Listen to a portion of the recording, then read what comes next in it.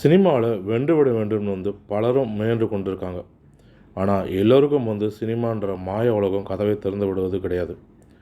நிறைய திறமையும் கொஞ்சம் அதிர்ஷ்டமும் மிகப்பெரிய உழைப்பு யாரிடம் இருக்குதோ அவர்களுக்கு மட்டும்தான் சினிமாவில் ஜொலிக்க முடியுது.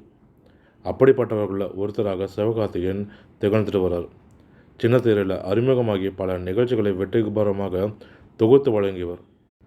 அப்போது சிவகார்த்திகேயன் அவர்களுடைய திறமையை சரியாக கண்டு கொண்ட தனுஷ் அவர்கள் 3 படத்தின் மூலமாக நடிக்கிறதுக்கு வாய்ப்பு கொடுத்தார்.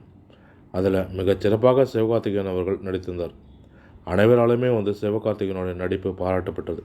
அதன் பிறகு ஹீரோவாக மெரினா படத்தின் மூலமாக அறிமுகமானார். அந்த படத்திலும் நன்றாக நடித்திருந்தார். அனைவராலுமே பாராட்டும்படியாகவும் ரசிக்கும்படியாகவும் திகழ்ந்தது மெரினா திரைப்படம். ஆனால் சிவா ஹீரோவாவது பலருக்கும் பிடிக்கவில்லைன்றது தான் யதார்த்தமான உண்மையும் கூட. சிவகார்த்திகேயன் ஹீரோ ஆனதும் இவரெல்லாம் சில படங்களை தான் தாக்குப்பிடிப்பார்னு ஓப்பனாகவே காதுபடவே நிறைய பேர் பேசியிருக்கார். ஆனால் அதையெல்லாம் சிவகார்த்திகேயன் அவர்கள் கண்டு கொள்ளாமல் தனக்கெனும் திறமையை ஒன்று வளர்த்து கொள்வதில் மட்டுமே கவனமாக இருந்திருக்கார். இப்படி படிப்படியாக வளர்ந்து தன்னை பற்றி கூறிய ஆருடங்கள் அனைத்தையுமே சுக்குநூறாக நொறுக்கி காட்டினார். அதே போல் அவர் நடித்த படங்கள் எல்லாம் அனைத்துமே ஏபிசி சென்டர்களில் பட்டையை கிளப்பி தனக்கென ஒரு தனி சாம்ராஜ்யத்தை உருவாக்கி வைத்திருக்காரு இப்போது சிவகார்த்திகேயன் அவர்கள். ஒரு பக்கம் சிவாவுடைய வளர்ச்சி அசுரத்தனமாக இருக்க, மறுபக்கம் க்ளீன் மைண்ட் இமேஜும் இருந்தது. ஆனால் சமீப காலமாக அவரை சுற்றி பல்வேறு சர்ச்சைகளுமே எழுந்துட்டு வருது. இது ஒரு புறம் இருக்க, சமீபத்தில் கொட்டுக்காளி படத்தோட ட்ரெய்லர் வெளியீட்டு விழாவில் சிவா அவர்கள் பேசியிருந்தார். அதை பேசியதை அடுத்து சர்ச்சையை பற்ற வச்சுட்டாங்க. அந்த பேச்சில் அவர் தனுஷை தான் நேரடியாக சாடி இருக்கிறார் அப்படின்னும் பலரும் பேசினாங்க. மேலும் வளர்த்து விட்டவரையே உதைக்கிறாயே அப்படின்னு பலருமே பேசியிருந்தாங்க.